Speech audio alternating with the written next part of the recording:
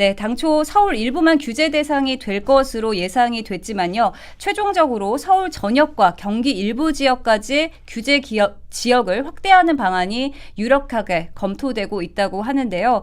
규제 지역 확대 외에도 토지거래 허가 구역 지정과 대출 규제 강화도 병행이 될 예정이라고 합니다. 국토부도 어제 국감에서 규제 지역 추가 지정이 불가피하다라는 입장을 드러낸 바 있습니다. 자, 그런데요. 최근 집값 상승세를 고려했을 때 이런 규제들이 과연 실효성이 있는지.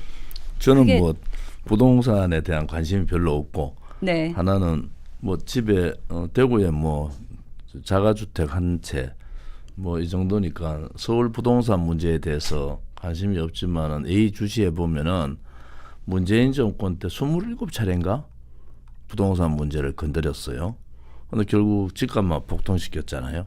이 좌파 정권 들어오면은 자꾸 부동산을 건드려서 본인들이 의도하는 상황이 아니고 서민들이 집 사는 꿈을 자꾸 죽여버리는 그러한 상황으로 가기 때문에 이 부동산 문제는 좌파에서 정권에서 성공하기가 참 힘들다 이렇게 봅니다.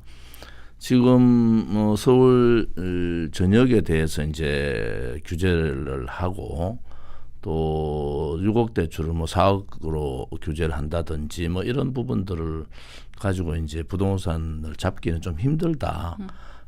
현재로서는 이게 돈의 흐름이라는 게 부동산으로 이렇게 몰려오는 상황들을 이게 전반적인 상황으로 잡아야 되잖아요. 왜냐하면 돈이라는 게 투자할 곳이 있어야 되고 그 투자할 곳이라는 게 기업이나 이런 부분들로 돈이 들어가야 되는데 이게 이제 민노총 중심의 이 정권이 되니까 기업들이 상당히 위축되어 있어요. 돈이라는 거는 돈인데 그 돈이 부동산으로 자꾸 몰리는 상황으로 가면은 부동산이 오르고 있지 않습니까?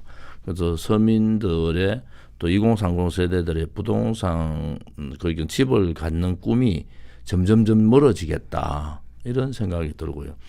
왜 좌파 정권이 들어오면 부동산이 오를까라는 부분은 방금 제가 말씀드린 대로 기업에 투자하고 돈이 그쪽으로 주식이나 이렇게 들어가야 되는데 그 돈이 부동산 쪽으로 몰릴 수밖에 없는 그런 환경을 만들지 않습니까? 그래서 이번 경우도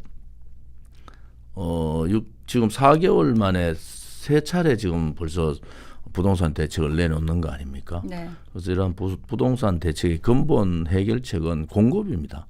지금 공급이 없이 규제를 하고 뭐 대출 규제를 하고 이래 가지고 부동산을 잡을 수 있는 경우는 그런 경우는 거의 없습니다. 그래서 본인들이 제일 처음에 뭐 굉장히 부품하게 얘기했잖아요. 250만 가구, 초창기에 100만 가구 만들어내겠다. 뭐 이렇게 얘기했는데 공급 대책이 실효성 있게 돼야지 부동산 가격이 어느 정도 정리가 되는 거지. 공급 대책은 말로만 하고 이제 부동산이 이제 서울 지역, 특히 강남 지역을 중심으로 오르기 시작하니까 지금 이재명 정부가 좀 당황한 것 같아요. 그래서 급하게 부동산 대책을 지금 내놓고 있는 그런 상황이다. 이렇게 봐서 단기적인 처방보다는 장기적으로 본인들이 얘기한 대로 공급을 늘리는 방법으로 가야지 이 부동산 문제가 안정되게 대책을 세울 수 있다 이렇게 봅니다. 네, 공급을 늘려야 한다라고 말씀해 주셨는데 그런데 정부는 이번 대책에서 세제 방향도 함께 제시한다고 합니다.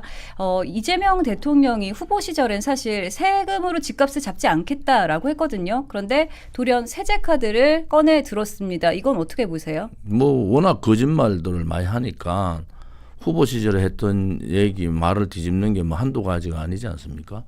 결국 세제 카드를 카드를 낸다는 것은 이제 금융 쪽에 압박을 준다는 거잖아요.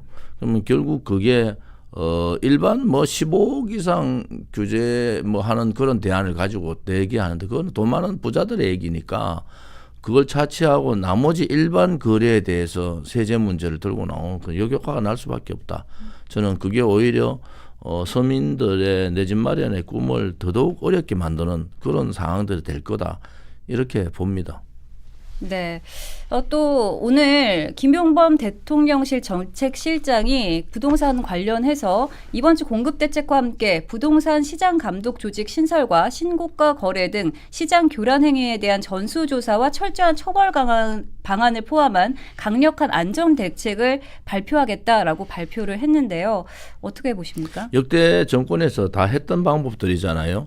시장에 대한 전수조사를 하고 근본적으로 지금 공급 물량을 얘기는 했지만 실질적으로 공급 물량이 시장에 나오지 않는 상태에서 집값이 오르는 것은 당연한 겁니다.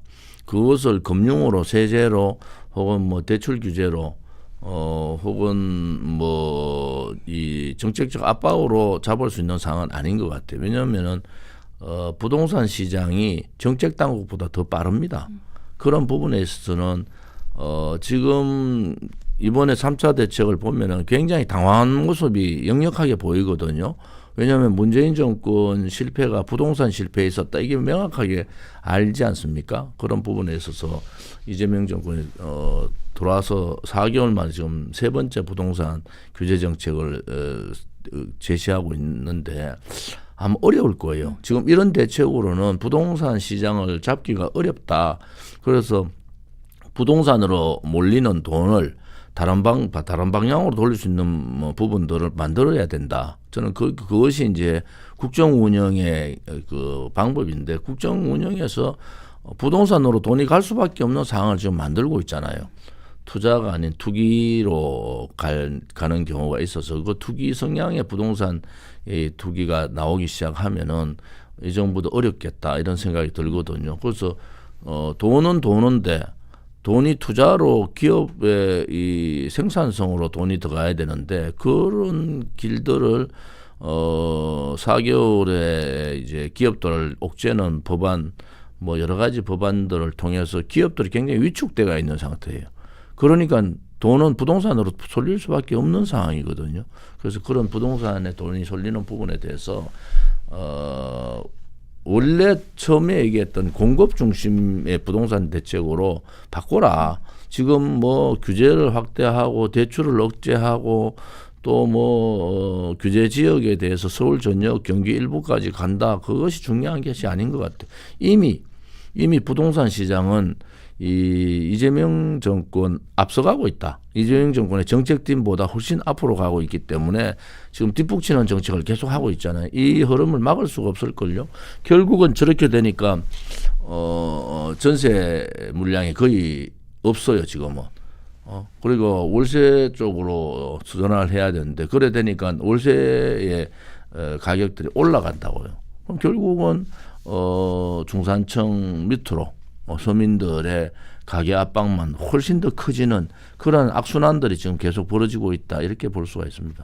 네, 아까 전에 말씀하셨지만 부동산은 뭐 심리 싸움이 많이 작용하는 것 같습니다. 그런데 여기서 또 하나의 변수가 있는데요. 바로 외국인 매입 문제. 이것도 주목을 받고 있습니다. 국토부 장관이요. 중국인의 국내 부동산 매입은 공정하지 않다라고 언급을 했습니다. 우리 국민은 중국에서 집을 살 수 없는데 중국인은 한국에서 매입이 가능하다라는 점을 지적한 건데요. 이 불균형 이걸 어떻게 접근하는 게 좀 합리적일까요?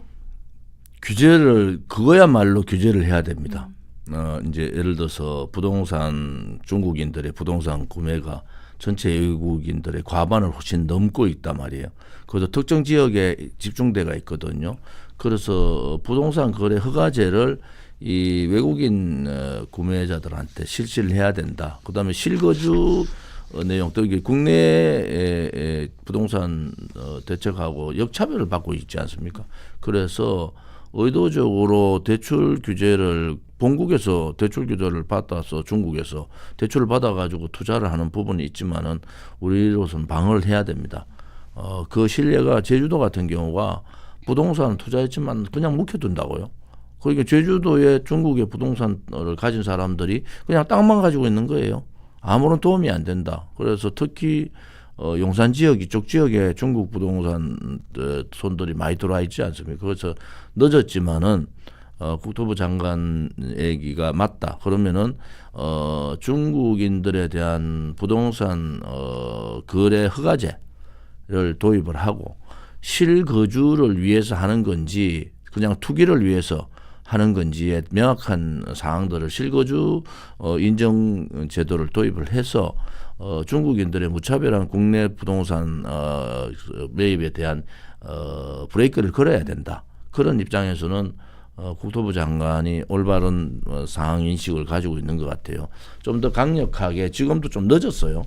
그런데 좀 강력하게 지금 중국에 돈 가진 사람들은 한국의 부동산 그 구매가 굉장히 메리트가 있다 이래 보는 거예요. 왜냐하면 자금의 유출 상황도 가능하지 않습니까? 그런 부분에서 한국이 목표가 중국 부동산 그러니까 큰 손들의 한국의 그 목표물이 되면 안 된다. 그래서 지금 늦었지만 지금이라도 강력하게 부동산 규제 대책 그 중국인들이나 외국인들에 대한 외국인들은 그동안 했던 그 관례대로 쭉 내려오지만 중국인들의 부동산 그 구매가 급속도로 늘어나고 있기 때문에 여기에 대한 적절한 강력한 규제가 필요하다 이래 봅니다. 네, 말씀대로 이제 외국인 그 매입 규제를 강화할 경우 시장 안정 효과에는 분명히 효과가 있을 것 같습니다. 하지만 이제 중국을 비롯한 주요 국가 외교 마찰 가능성도 좀 있지 않을까 이런 우려도 나오고 있긴 하거든요. 중국에 국한돼서 하면은 상호주의에 벗어나잖아요. 중국은 뭐 부동산 매입이 아니고 그냥 사용권만 그저 사는 그런 상태잖아요. 그러니까 그런 부분에 있어서 중국과의 마찰은 거의 없다고 봐요.